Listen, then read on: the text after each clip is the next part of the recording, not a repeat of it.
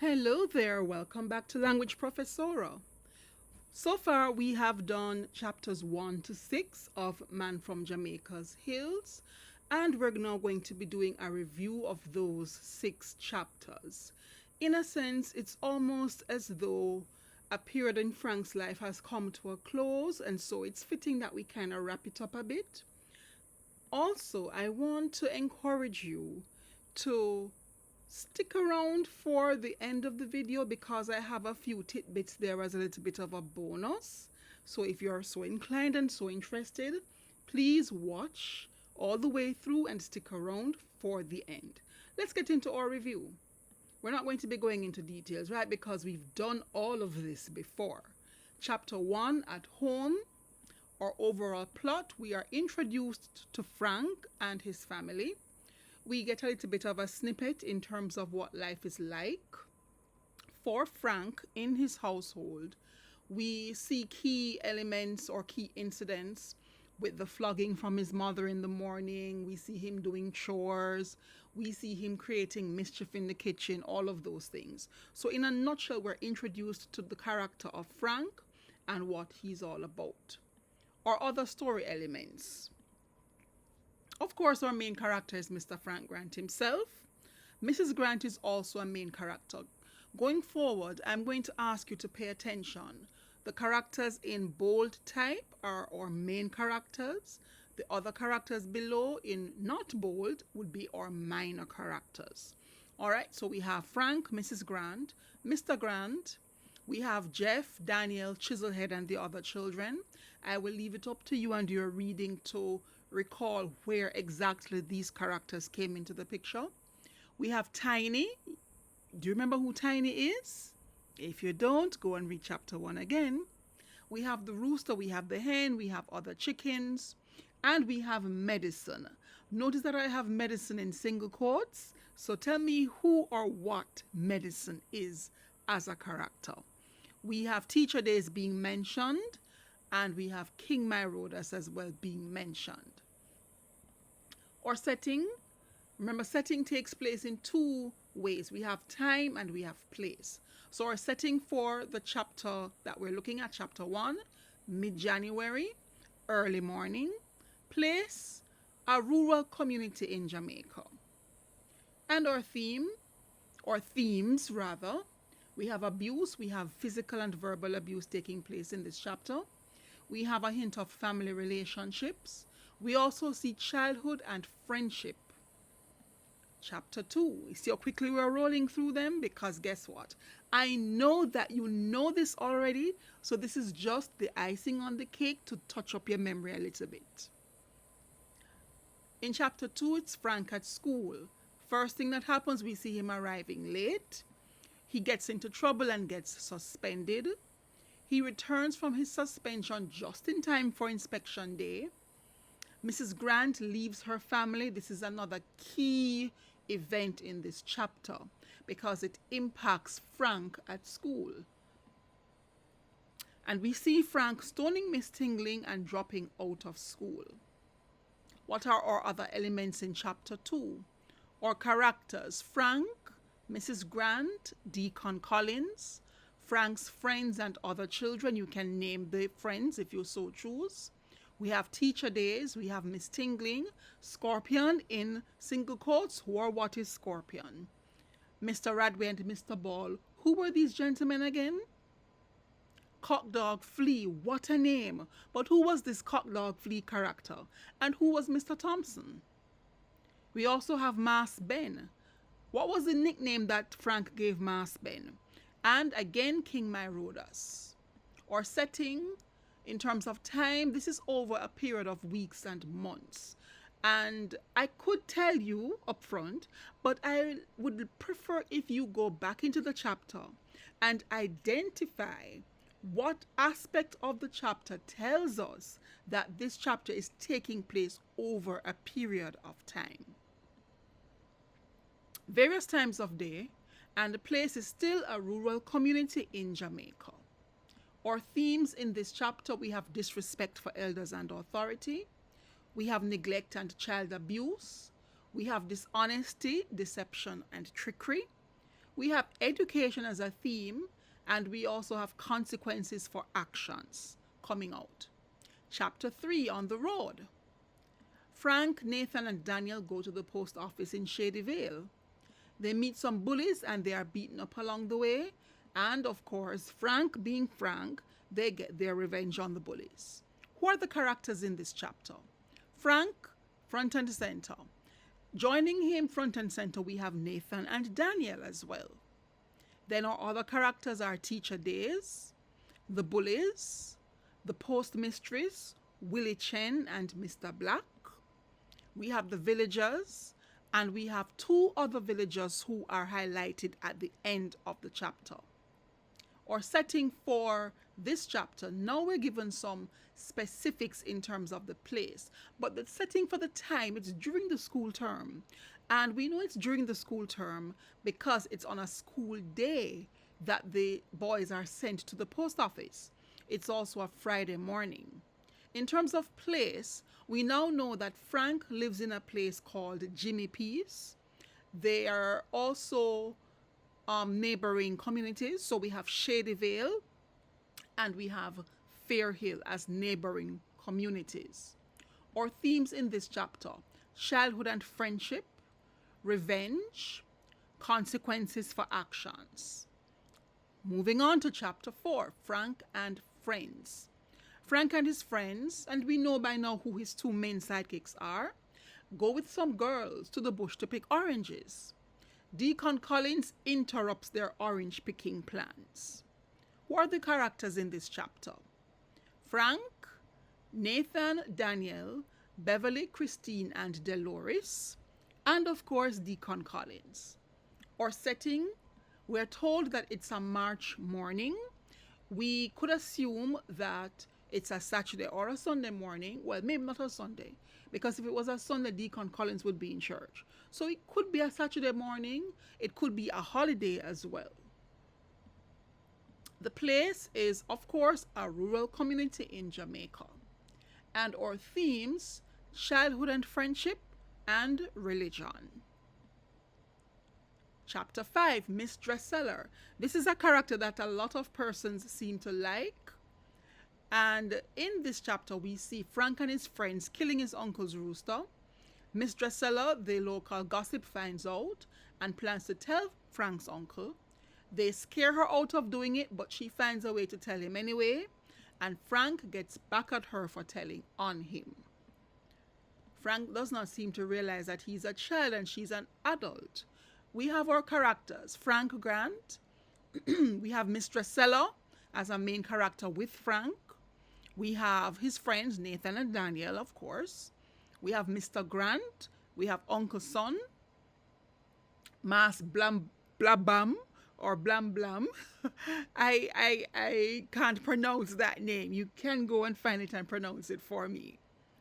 We have the other villagers, and we have other sellers in the market, and we have a Chinese customer as well. Or non-human characters, we have the rooster.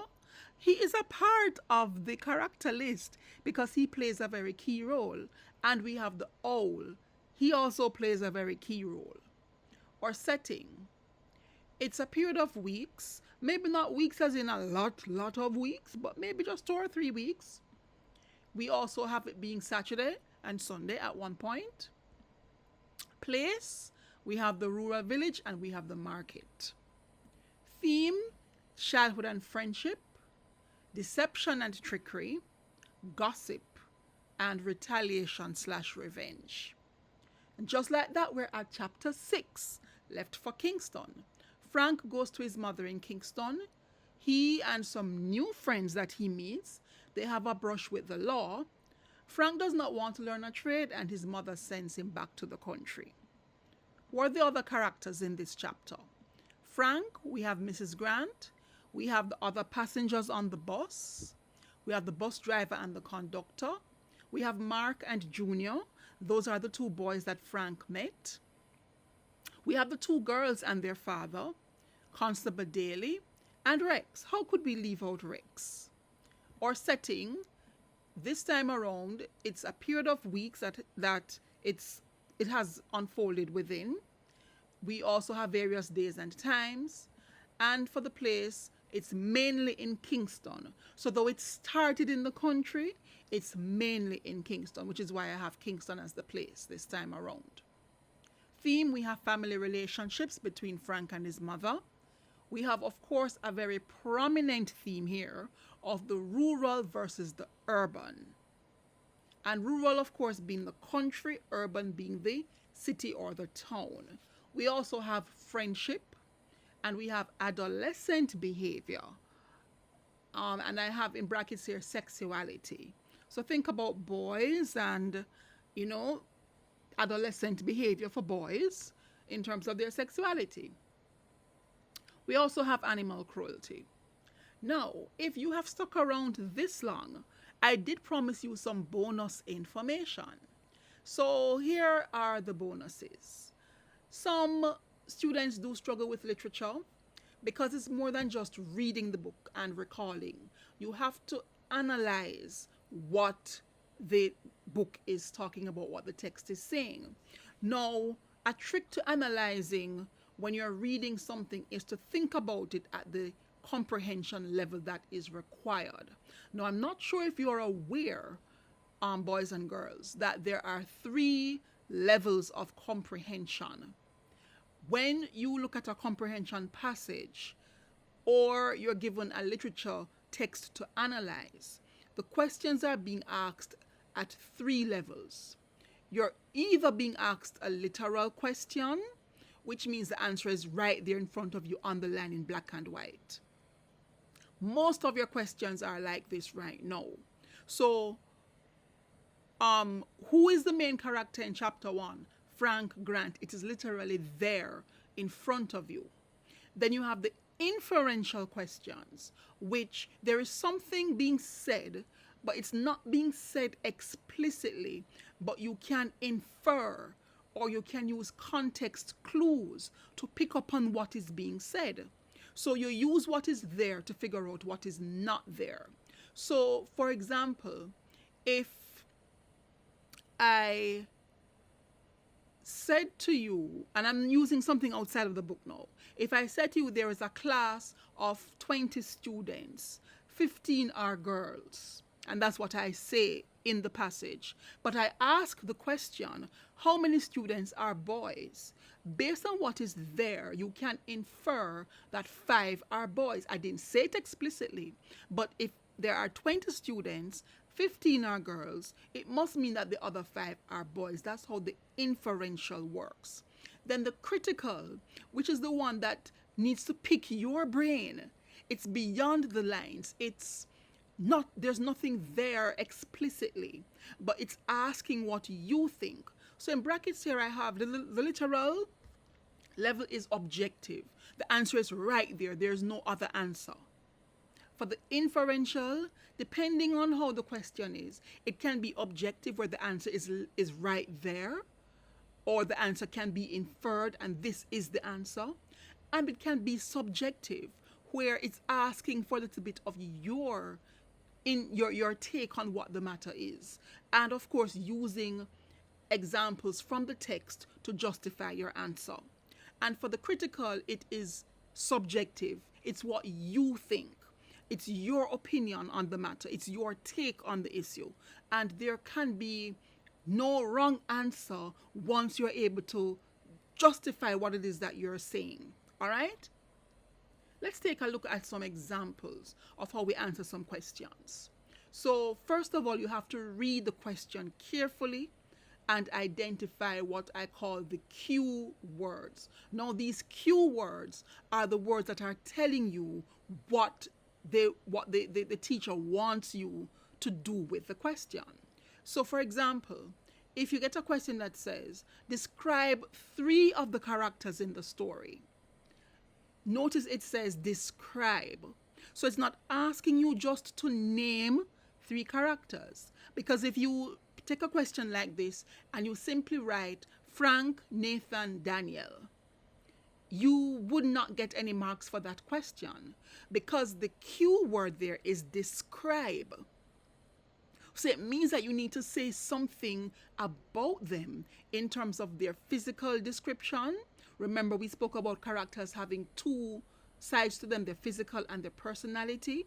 So you would need to describe or say something about them in terms of how they look physically and in terms of what their personality may be like. Another example, explain how Tiny's role is important in the scene between Frank and his mother. Explain. So in explaining, you would have to give a little bit of meat to your answer, right? It's not just a one word or a one phrase answer. And how is Tiny's role important? Right? When you think about important, you think about significant, you think about something that is crucial. So explain how what he does is important in the scene. Now, if you remember that scene, there is some chaos with Frank being flogged and him trying to get away from his mother. So what Tiny does is he adds to the chaos. He enhances the chaos that is already in this particular scene. And his role is important because he does what? He adds to the chaos that is unfolding in the scene. Another example, compare and contrast urban and rural life based on what Frank experiences when he goes to Kingston. Now, there are several key words here. We have compare, we have contrast, we have urban and rural life, and we have Frank's experiences. Now, when you look at a word like compare, it is asking you to look at similarities, things that are the same about the two situations, right? When you look at contrast, it's asking you for differences between the two things. So anywhere at all that you see compare, remember comparison, what is the same about them, contrasting, what is different about them. So it means that you would have to be looking at what is Frank's life like in the country. What is Frank's life like in Kingston? And when you have those two lists, you're able now to look and see, okay, do I see anything that is similar between the two? I'm just pulling something random. He plays cricket in both places, right? So that would be a comparison. In both urban and rural, Frank is able to play his games. But let's look at some differences. One difference that we can see clearly coming to the fore is for the country bus, he doesn't have to pay, but for the town bus, he has to pay, or at least his mother paid. In the country, there's open space to play. In the town, it's very confined and constricted. You have to be careful how you play. So that is how you do a compare and contrast. And notice that I keep going back to Frank's experiences. All right, so that's just a little tidbit on that. Now I have some questions. We're wrapping up. But since we spoke about the 3 levels of comprehension, I have some questions that I would want you to consider for these chapters. And some literal questions are these. List 2 things that Frank does as chores at home and explain what he has to do to complete them. So for this, you would simply go back to chapter 1, that's where it is. Find 2 things that he does as chores and list them. It says list. So 1, he does this. 2, he does that. Explain what he has to do to complete them. Give some details in terms of, okay, for this one, this is what he has to do. For that one, that is what he has to do. That's it. Name 3 inanimate or non-human characters and state in which chapters they can be found. So here is where you're going to go and find any characters between chapters 1 and 6 that are not human beings. Remember, we said characters can be animals, characters can be things. So all you're being asked to do in this question is identify 3 of these characters and say in which chapters they can be found. I'll give you one straight up. Tiny, the puppy, in chapter 1. That's how you would answer a question like this. Another literal level question. What are the three most used modes of transportation in these chapters? And that's from chapters 1 to 6. And after again you name those three modes of transportation, give examples to support your answer, and say in which chapter they can be found. So for example, if you say one most used is a key word, because you have other modes being used, but what is the most used that you see quite often? So we would say, for example, bicycle, right? So for the part one of your answer, you would say bicycle. And then in supporting your answer, you would say, we saw Mas Joe riding a bicycle. We saw in chapter 5. Well, this is not true, right? So don't take this as gospel. You're going to have to go and find it for yourself. I'm just giving an example. We saw Miss Jane riding a bicycle to church in chapter 1. That sort of a thing. That is how you would give the answers or the examples to support your answer. Who are the main characters in the chapter On the Road? Just go back through this video and you will see who the main characters are. Some inferential questions to consider. In what month is Frank born, and how old will he be on his next birthday? We are not told explicitly. This is the month that Frank was born. This is how old he will be on his next birthday. But I'll give you a clue. We are told a particular month, and then we are told Frank's birthday is the following month. So use that to infer when his birthday is in terms of the month. We're also told his age. And if we're in this particular month, before his birthday, and this is how old he is now, how old will he be when his birthday comes the next month? Another inferential question. What kind of person is Mrs. Grant? Again, give examples to support your answer. You'd have to go in and identify Mrs. Grant as a character, describe her physically, describe her personality. What do you have to say about her? Do you like her? You don't like her? What is it that you like about her? What is it that you don't like about her? Right? Another inferential question. Identify an event in which a character was deceptive. There are so many of them. And describe how their deception was revealed. So you'd have to go through and find a particular occurrence, an event, where you say, they were being deceptive here. And then you'd also have to go the stretch to say, this is how the deception was uncovered. All right, another inferential question. And I've been asking this question in the other videos. What is the historical era in which the book is set up to chapter 6? And give 2 examples that is evident of this era. I'll give you a clue.